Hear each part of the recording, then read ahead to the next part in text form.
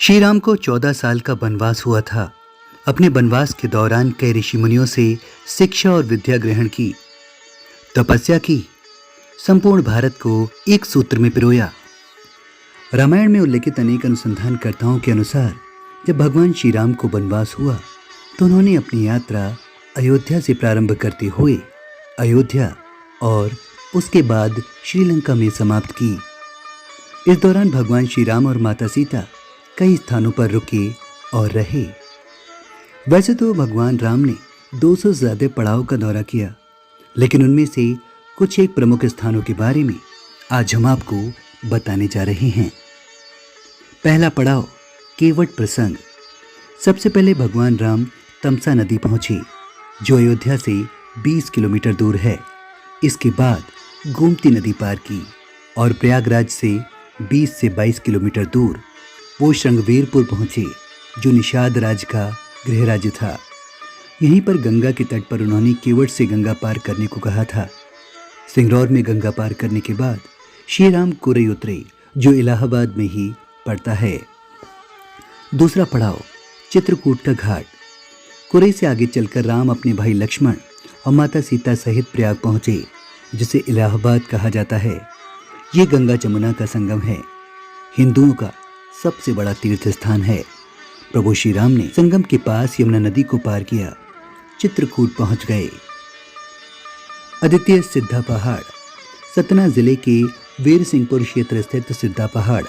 इसी पहाड़ पर भगवान राम ने निशाचरों का नाश करने के लिए पहली बार प्रतिज्ञा ली। सिद्धा पहाड़ का रामायण में भी वर्णन किया गया है। चित्रकूट वो स्थान है जहां राम को मनाने के लिए भरत अपनी सेना के साथ पहुंचते हैं। तब तक महाराजा दशरथ का देहांत हो जाता है। भरत यहां से ही श्री राम की चरण पादुका ले जाकर उनकी चरण पादुका रखकर अयोध्या राज्य का संचालन करते हैं। तीसरा पड़ाव, अत्रि ऋषि का आश्रम। चित्रकूट के पास ही सतना स्थित अत्रि ऋषि का आश्रम था। महर्षि अत्रि चित्रकूट के तपोवन में रहा करते थे। यहाँ राम ने कुछ वक्त बिताया।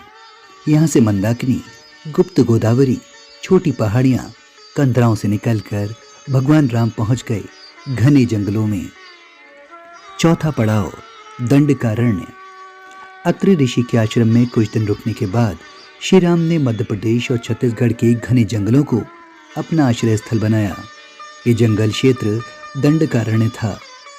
छत्तीसगढ़ के कुछ हिस्सों पर श्री राम ने अपना वनवास का समय व्यतीत किया। दंडक राक्षस के नाम पर इस स्थान का नाम दंडकारण्य पड़ा, जो आजकल दंतेवाड़ा के नाम से जाना जाता है। जो नक्सल प्रभावित क्षेत्र है, ये दंडकारण्य का ही हिस्सा है। आंध्र प्रदेश का एक शहर भद्राचलम, गोदावरी नदी के तट पर बसा ये शहर सीता रामचंद्र मंदिर के लिए प्रसिद्ध है। ये मंदिर भद्रगिरी पर्वत पर है। कहा जाता है कि श्री राम ने अपने वनवास के दौरान कुछ दिन इस भद्रगिरी पर्वत पर ही बिताए थे। दंडकारण्य के आकाश में ही रावण और जटायु का युद्ध हुआ था और जटायु के कुछ अंग दंडकारण्य में आकर गिरे थे। मान्यता अनुसार दुनिया भर में सिर्फ यहीं पर जटायु का एकमात्र मंदिर है। पांचवा पड़ाव, पंचवटी में राम। दंडकारण्य में मुनियों के आश्रम में रहने के बाद श्री राम कई नदियों, तालाबों, पर्वतों और वनों को पार करने के बाद नासिक में अगस्त्य मुनि के आश्रम पहुंचे। मुनि का आश्रम नासिक के पंचवटी क्षेत्र में था। यहाँ भी प्रभु श्री राम ने कुछ समय बिताया। छठा पड़ाव, सीताहरण का स्थान, सर्वतीर्थ।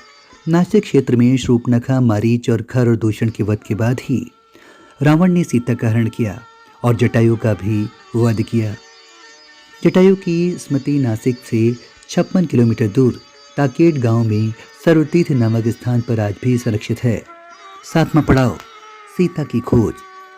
सर्वतीर्थ जहां जटायु वध हुआ, वो स्थान सीता की खोज का प्रथम स्थान था। इसके बाद श्री राम लक्ष्मण तुंगभद्रा और कावेरी नदियों के क्षेत्र में पहुंच गए। आठवां पड़ाव, शबरी का आश्रम। तुंगभद्रा और कावेरी नदी को पार करते हुए राम और लक्ष्मण चले सीता की खोज में। जटायु और कबंध से मिलने के बाद वो ऋषिमुख पर्वत पहुंचे। रास्ते में पंपा नदी के बाद पड़ता है शबरी आश्रम, जहां प्रभु राम गए और शबरी के झूठे बेर खाए। शबरी जाति से भीलनी थी। और उनका नाम श्रमणा था। नवा पड़ाव, हनुमान से भेंट। मल पर्वत और चंदन वनों को पार करते हुए वो ऋषिमुख पर्वत की ओर बढ़े। यहाँ उन्होंने हनुमान और सुग्रीव से भेंट की, सीता के आभूषणों को देखा और श्री राम ने बाली का वध किया। ऋषिमुख पर्वत और किष्किंधा नगर कर्नाटक के हम्पी जिला बेल्लारी में स्थित है।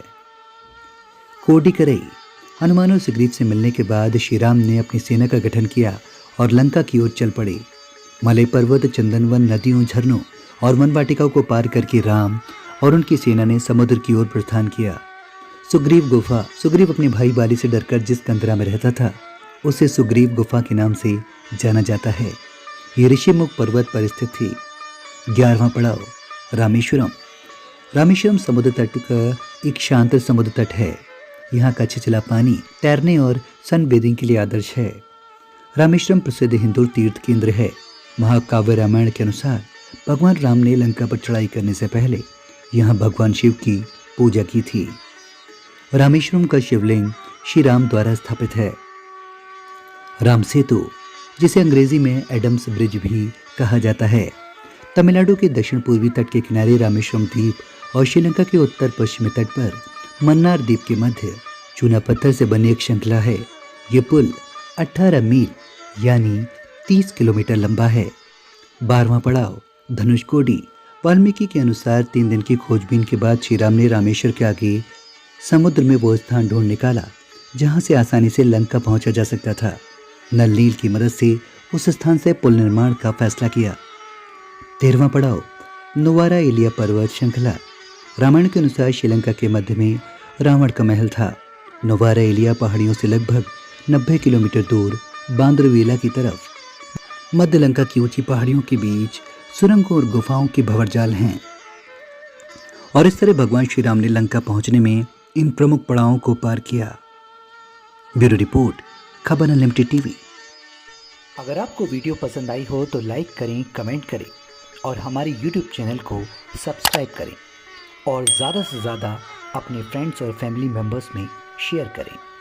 और हाँ, बेल आइकन को प्रेस करना ना भूलें।